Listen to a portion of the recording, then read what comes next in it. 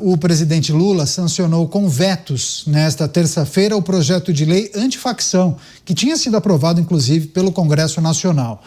Mesmo sendo contra alguns trechos, alguns itens, o governo decidiu manter a proibição dos presos votarem e a possibilidade de decretação de prisão preventiva para os acusados de participar de facções, para evitar impacto eleitoral. Lula, porém, proibiu que os estados incorporem a seus fundos valores apreendidos do crime organizado. O Planalto avalia que a oposição deve, inclusive, acionar o judiciário, vai judicializar essa questão para derrubar os vetos. Já Flávio Bolsonaro afirmou que vai criar o Ministério da Segurança Pública caso seja eleito, ressaltando a necessidade de combater o crime organizado. Inclusive, a nossa repórter trouxe essa informação há pouco.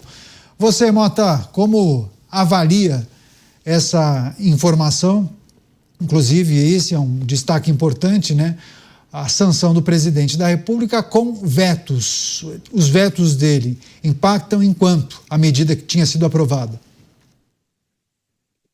O texto original do projeto antifacção proposto pelo governo era muito ruim.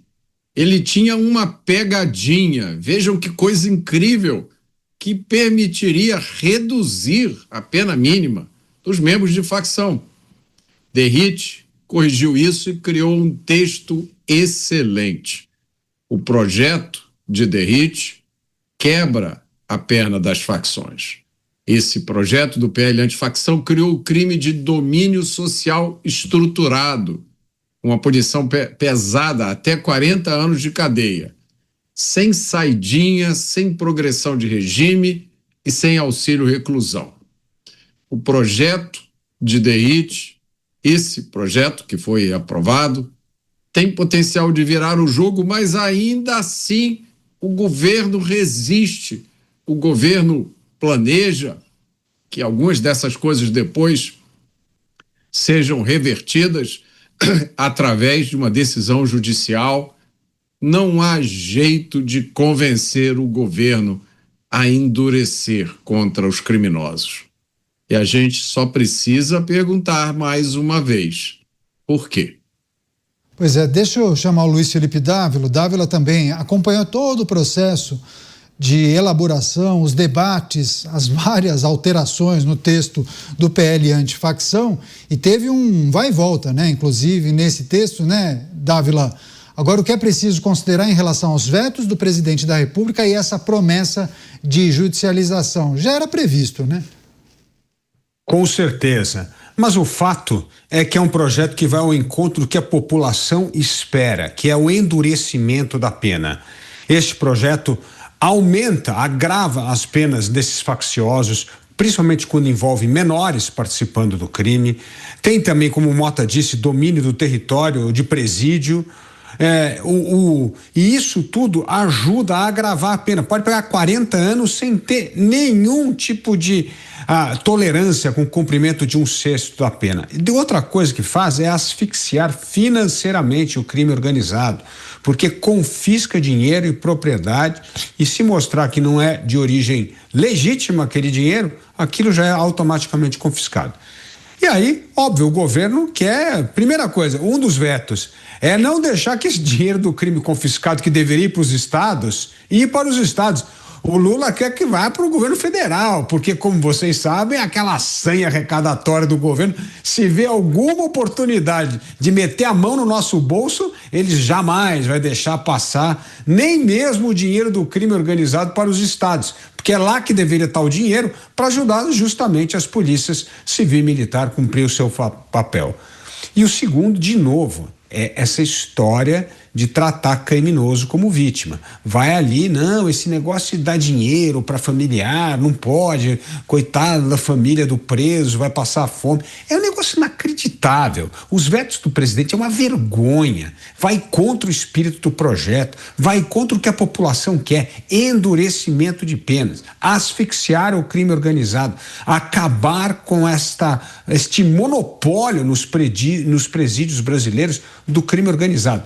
Por isso, o projeto está de parabéns e nós esperamos que, pelo menos, o Supremo Tribunal Federal respeite a vontade soberana do Congresso Nacional. Pois é, texto aprovado pelo Congresso, foi para a Presidência da República, o presidente sancionou com vetos, 2 vetos, inclusive um que trata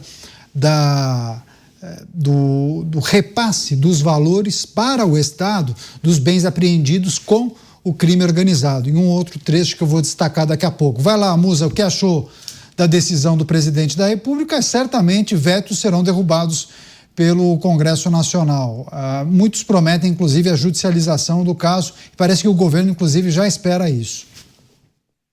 Sem dúvida, alguns vetos serão derrubados. É uma batalha que está sendo travada, como a gente tem comentado aqui, a respeito da segurança pública, cada um puxando para si tentando puxar para si esses louros, o governo defendendo, e claramente ele defende ali a manutenção de um status quo que permite manter, inclusive, digamos, o próprio bandido. Veja, um dos pontos ali que o presidente Lula entrou em discussão foi justamente a respeito de se o bandido ele pertence a alguma facção e ele comete um crime que é considerado de facção. Esse crime, para aquele bandido faccionado, tem uma punição, para aquele que não é faccionado, mesmo que seja o mesmo crime, ele tenha um comportamento diferente a ser julgado.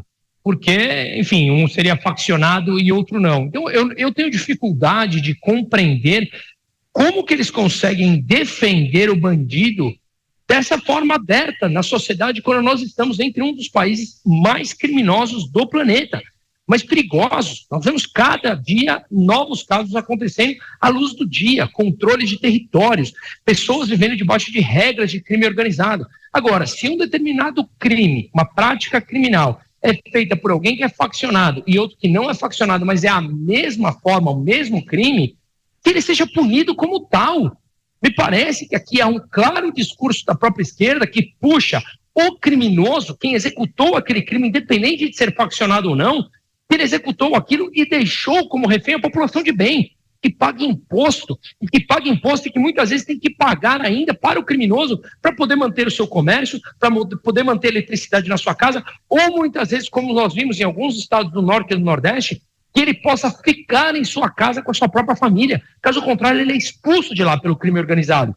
Então, em ano eleitoral, num país altamente perigoso como o Brasil, nós vemos o governo de turno defendendo esse tipo de ação criminosa, não defendendo, vão lá, executem, mas defendendo que alguns praticantes desses crimes não devem ter uma pena tão severa. Como é que você quer um país onde você defende que as penas não sejam severas para aqueles que praticam atos tão criminosos, tão hediondos, sejam eles faccionados ou não faccionados? Então, eu acho que esse é um debate que a esquerda sabe que é muito complexa para ela, porque ela tende a perder, ainda mais quando chegamos nesse ponto que nós falamos, onde o pêndulo puxou demais e a população está num limite, quase que uma sensação de esgotamento total.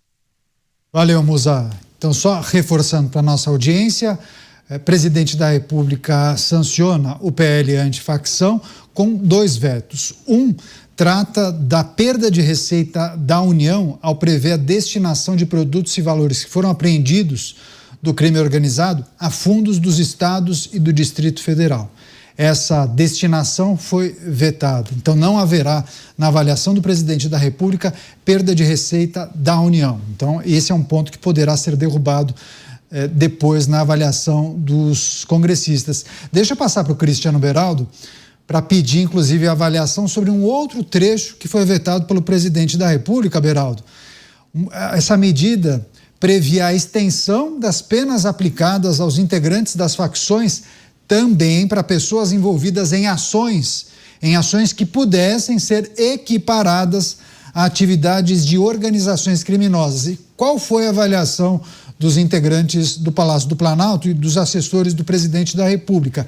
Esse trecho poderia abrir margem para criminalizar movimentos sociais e grupos de esquerda e também de outras filiações de grupos ligados a partidos políticos que eventualmente se envolvessem em protestos. Então, há, na avaliação de figuras do Palácio do Planalto, uma proteção àqueles grupos, principalmente aqueles ligados à terra, como o MST e também o Fundo Nacional de Luta, salvo engano. Enfim, é algo que provavelmente será debatido depois pelos congressistas e talvez esse item também seja derrubado.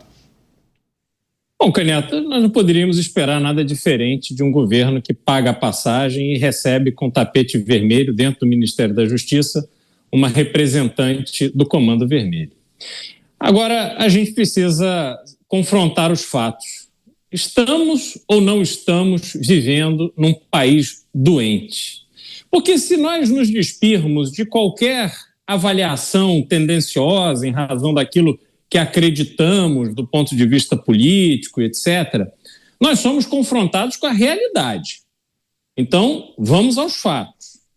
O Brasil é um país em que milhares de áreas que deveriam estar sob o comando do Estado estão hoje sob o comando tranquilo do crime organizado, do poder paralelo, a ponto de o Estado não conseguir acessar. A polícia não vai, a prefeitura não vai, o governo do Estado não vai, ninguém vai. Só vai quem aquelas facções criminosas que tomam conta desse território permitem. Isso não acontece só nas grandes cidades, isso acontece em todo o Brasil. Nós olhamos para a vida do cidadão brasileiro de norte a sul, de leste a oeste, e todos saem de casa com medo. Você vai às ruas, especialmente das capitais, mas não apenas nelas, não pode usar relógio, tem que esconder a bolsa, leva a carteira do bandido, toma cuidado onde estaciona. Se o filho não voltar para casa logo depois da faculdade, os pais entram em pânico. Essa é a realidade.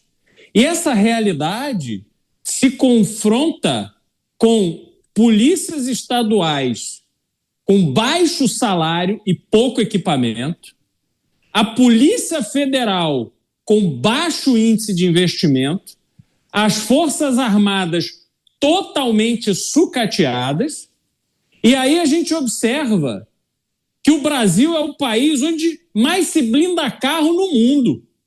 Então, veja, as pessoas que podem, elas pegam o seu dinheiro, fruto do seu trabalho, porque hoje carro blindado não é mais um luxo de bilionários, você já tem um número imenso de pessoas da classe média que, com medo ou com trauma de terem sofrido algum tipo de violência, recorrem ao carro blindado. E essas pessoas têm que tirar aquilo que sobra depois dos impostos, dos tributos e de todo o custo da ineficiência brasileira e comprar um carro blindado. Se esse dinheiro gasto pela sociedade brasileira, centenas de milhões, talvez bilhões de reais todos os anos, para blindar carro, para contratar segurança para a rua, para o prédio, monitoramento, câmera, luz disso, luz daquilo, protocolos de segurança, não sei o quê.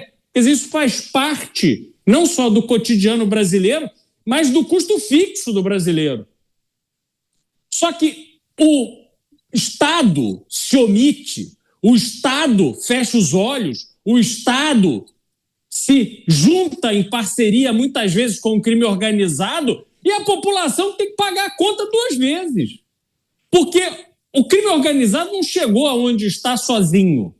Ele não foi se impondo e o Estado não pôde fazer nada. O Estado foi conivente, porque tem prefeito, governador, político, vigarista, que pega o dinheiro da população e vai fazer show, porque quer tratar a população com pão e circo. Mas a população que se lasque na mão de vagabundo, meninas sendo estupradas, mulheres idosas sendo assaltadas, homens idosos passando por todo tipo de constrangimento na mão de marginais.